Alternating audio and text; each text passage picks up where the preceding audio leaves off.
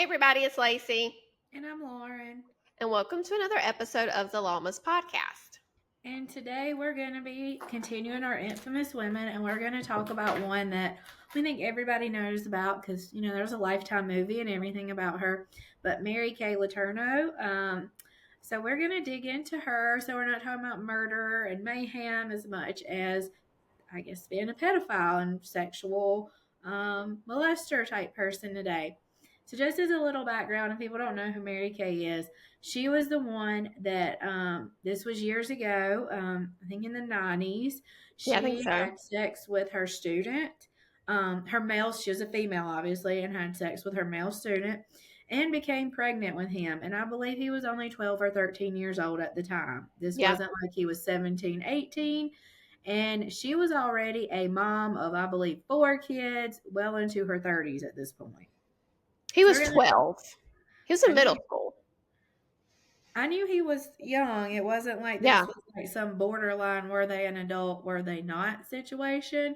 right. And then, so pretty much, if you haven't like heard her whole life story, she does go to jail and different things. But when she gets out of jail, she ends up marrying him.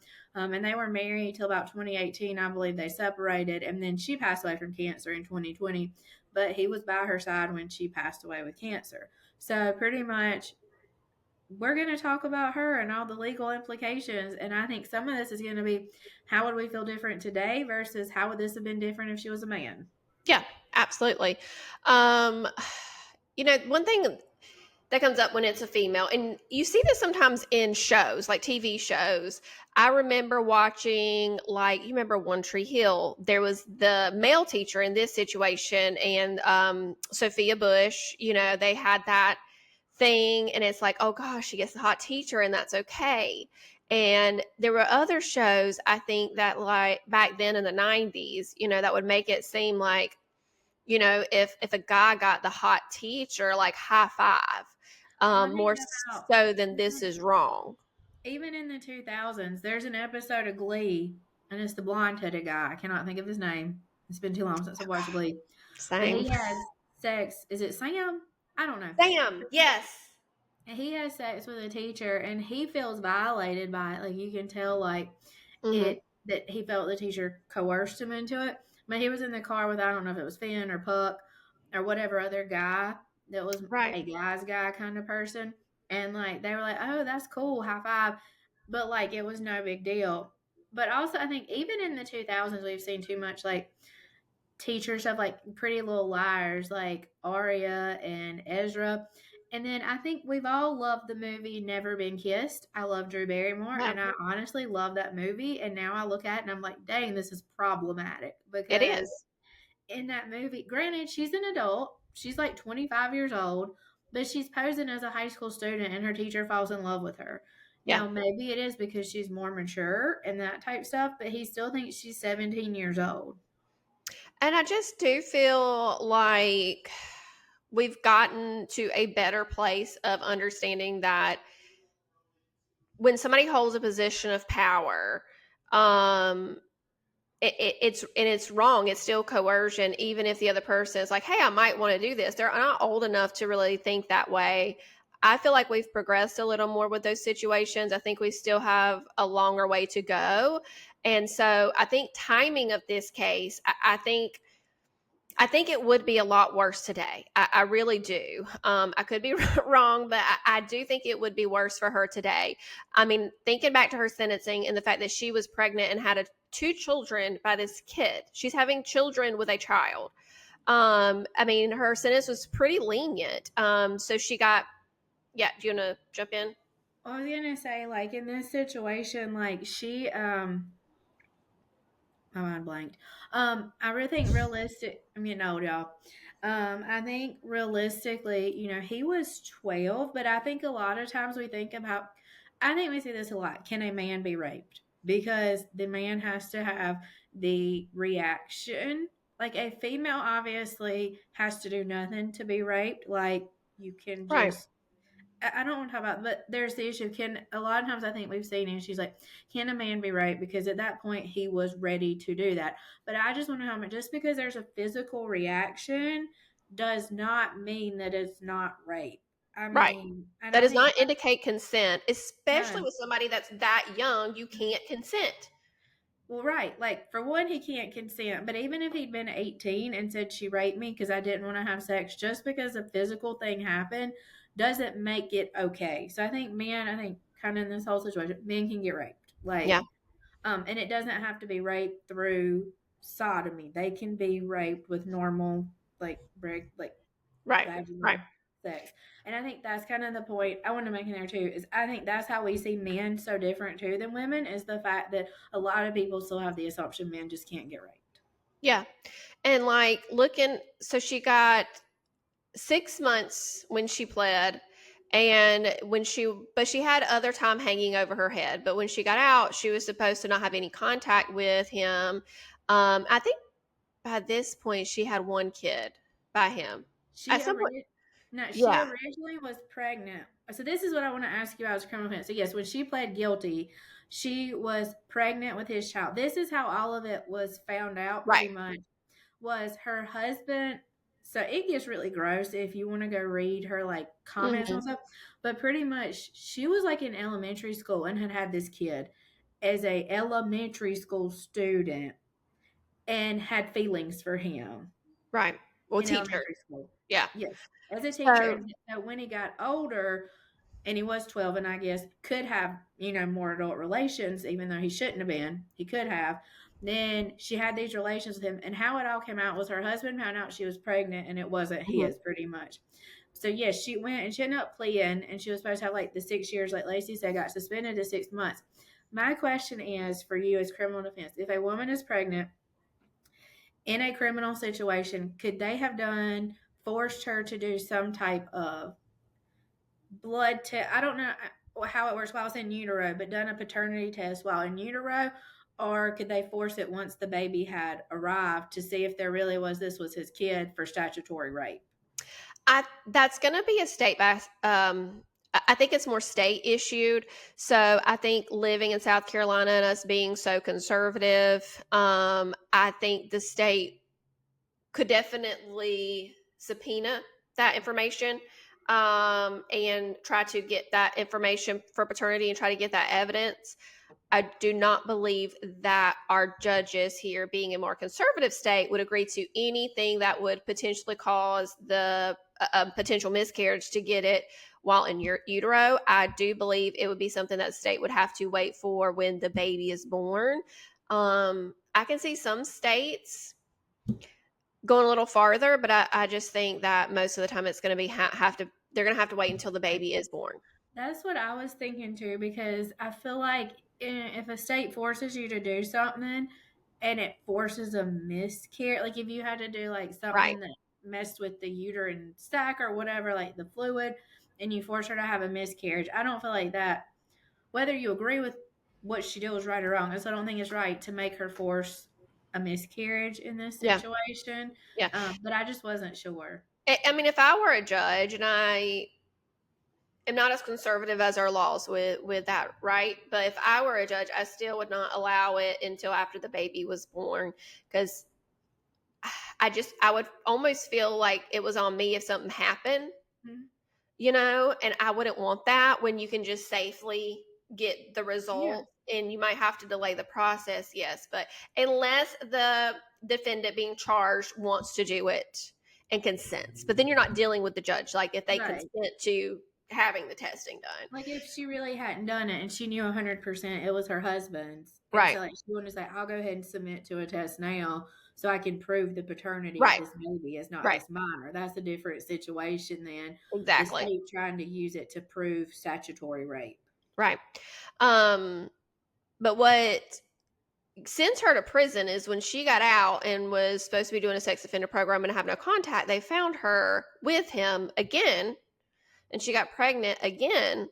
And that's the only reason she was sent to prison for 7 years. And first off, if a 30-year-old man impregnated a 12-year-old, their offer initially ain't going to be 6 months. I'll tell you that. And I will further tell you, if for some reason he got out on probation or parole or had some kind of a split sentence like that, like this much active time suspended to probation when you get out, and they are caught with them and get them pregnant again, it is going to be over 10 years, over 15 years probably, but like the sentence is so lenient, and I do think it is I mean, we know, we don't think, we know it's because she's female. um but I do think it would have been worse today. I don't know if it would still be as much as a male for, and I think that might go back to what you were kind of talking about with biology, and I don't agree with that. Well, no, I think realistically, if we saw this 30 something year old teacher and he's a teacher, and I feel like, I don't know, I feel like teachers, preachers, people like that like hold themselves out as being there for youth, I think they need to be held to a higher standard because they are there, not in the laws, but I think just like you should be able to trust your child going to like school with the teacher and not being Right. scared of them being raped. But I think Right. if we seen a 30-year-old teacher get a 12-year-old girl pregnant, everybody on the internet would cry for him to be castrated. Yeah. I Yeah. mean, we would say that is disgusting. Absolutely. And it is just treated so differently. Um, so yeah, so I definitely have problems. And what's so crazy about this too is when she gets out of prison, at this point he is an adult and they got married. So and you And can't then, help but think of the psychology, behind it, and the impact it probably made on him in going through this and just not really thinking clear. well, I mean, like, yes, she's saying, oh, well, obviously it was true love because, he waited for me. Like, and I think he did wait for her. He waited till she got out of prison. And yes, they got married and they were married for quite a while. I mean, they didn't separate till like 10 or 12 years after their marriage. And even then, I don't think they fully I mean, I think they He was still still were there married, for but you. yeah. For me, I And think he was a victim of it the whole time yes. because he, even then, and so like it just thinking he had two kids as a child. I mean, as a 13-year-old boy, he has a baby. By 15, he's got two babies. So, what's going to make this easier raising them? Oh, if I get with the mom, I can be a part of my kids' lives and I have help raising them. And I do think his family stepped in to help too, but it's just like when you're 18, 19 years old, it makes sense to me in his line of thinking, right? That I have two kids with this woman. I need to just be with this woman because then she can help me raise these kids because he's been so young, and that responsibility should have not been put on him during that time. No. So yeah, so I just think it definitely altered his entire childhood, adulthood. I don't think he ever got a true childhood. Like she stole that and took that away from him. And from things that I've watched, it does seem like the kids are good and are in a really good place, and like they had a normal upbringing, and I am grateful for that, but he didn't get those things. No, he was a baby having a baby. Like, Yeah. and I think kind of like there's kind of been some stuff after the fact that she's done this really gross. She's passed away. We all know she died from cancer, so you don't want to speak ill of the dead, but she was gross. Because after she got out, they didn't do a whole lot. They did write a book. So then that's another issue. She did profit off her crimes, but he was the co-author, so I'm pretty sure like because of that, he was the victim. He could write the story. Right. But two, they had a hot for teacher night. So like at a local club, he was a DJ. She came up and like they made a ton of money on a thing called Hot for Teacher Night. And a ton of people went to it. And that just really disgusts me because did you feel bad about what you did at all when you're hosting a night and like encouraging this behavior? And especially like I don't know, maybe things could be seen different if we were, she was 21 and he was 17. We Right. might see things completely different. Yeah. But she was in her 30s and she had kids his age. Like children. I don't know, like the thought like of somebody. I'm a girl mom, so like I'm already like hyper vigilant on stuff, and I think I worry about everything. But even like I guess sometimes you think is that like Lacey's a boy mom, you don't have to worry quite about that stuff as much, but really you do because there are Yeah. terrible women out there that will do disgusting things just like men. Yeah, and I think because of biology, like, my kids could be passed over a lot easier and actions justified, because they are boys, and that's just not okay. But yeah, I definitely think she got a pass because of the time, and even more so because she was a female. I do still believe that females get more lenient sentencing in these situations. And for me personally, it really deals with age. I'm with you, Lauren. If somebody, I mean, let's think about it. 22, you can be a teacher. You've graduated from college. Maybe somebody graduated early from college and high school. They're 20, 21 years old. If there's a senior that's 18, we're not going to view it as much in that controlling role, of a teacher. Like they have a power, Right. force, and use it to say that, they use their part as a teacher over this person to make it happen. So for me, I definitely think age plays a huge factor, which I think this is why this case bothers me so much, because she's in her 30s and this is a 12-year-old child. My nieces, I've got one that's 14 and one that's 13, and I would lose it if anything happened to them by a teacher. So I definitely think that that plays a big role too. I think age is a huge thing, and I think yes, if we had seen like we talked about the reverse with a man and a 12-year-old, I think we all can see it's not good, but there is more of a pass when there is like there's that 20, 18-year-old. Because in law Hmm. school, there was a girl that started law school and she was only 19 because she graduated high school early. She graduated college early. So if she'd been in education, she very easily could have been a teacher at Right. 19. She's very, very smart. So she obviously could have been. I don't think she would have fell in love with her 17-year-old student, or if she did, she was smart enough not to act until he graduated. But I do think there's a very big difference. But I think if we had seen a male teacher with a 12-year-old, we would have really thought about how she was. I mean, she might not even be in puberty yet to where she Right. could go through that. And that's something he probably had just started being able to even Right. have those thoughts. And at 12, I feel like there's a big difference between how you see your teachers at 12 and how you see your teachers at 17, 18. Yeah. Like at 17, 18, I was very shy and an introvert, but I think I still could have been strong enough to go to my parents and say, this teacher put a move on me and I'm uncomfortable. Where at 12, you don't think about those things. You're Right. thinking, this is my teacher, this is my safe space. Like, I remember, like, getting sick at school or something, and you go to your teacher because you need that safe space. And that's who they were. They were Yeah. a parent type figure. And I especially think in the female to male world, like, he probably saw her as a mom. Like, Absolutely.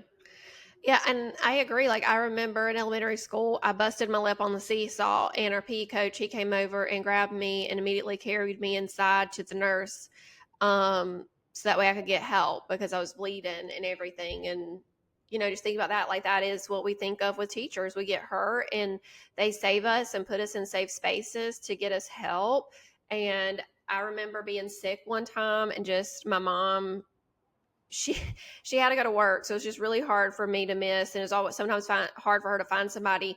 And I know, I agree, don't send a sick kid to school. I also get single parenting is hard too, but my teacher knew my mom and knew the situation that she was in with work and stuff, so she just let me sit in the corner of the classroom and sleep all day in a beanbag chair. These are the stories we should be hearing about teachers, not this. no, and there are so many teachers that are such good people, such wonderful teacher. We are definitely pro teachers here and think y'all do so Yeah. much. But things like this do seem to just tarnish a reputation. Like attorneys, we get bad reputations all the time. We're not worried if somebody talks about how we suck because there are a lot of bad attorneys, but there's a lot of good ones too. Right. But we just have that reputation. But teachers aren't supposed to have that reputation. And you see these stories and you see how so much stuff gets ran away with. So one thing that was in the news was Yep. mine and Lacey's actual high school band teacher was arrested for this type stuff. That was Um, dismissed and expunged but he at a wasn't preliminary arrested. hearing. And I honestly think he did it and got off with it because he hit a girl on the butt when we were in high school. He said it was because she had a bug on her. I don't care if she had a bug on her. Unless she was about to die, you were sticking her with an EpiPen, which you still didn't have to stick in her butt. You could have stuck it somewhere else. So I still think there are people that get off with this and shouldn't, because I think he's a pervert. He gave me the creeps the whole time. I Yeah. could not stand him.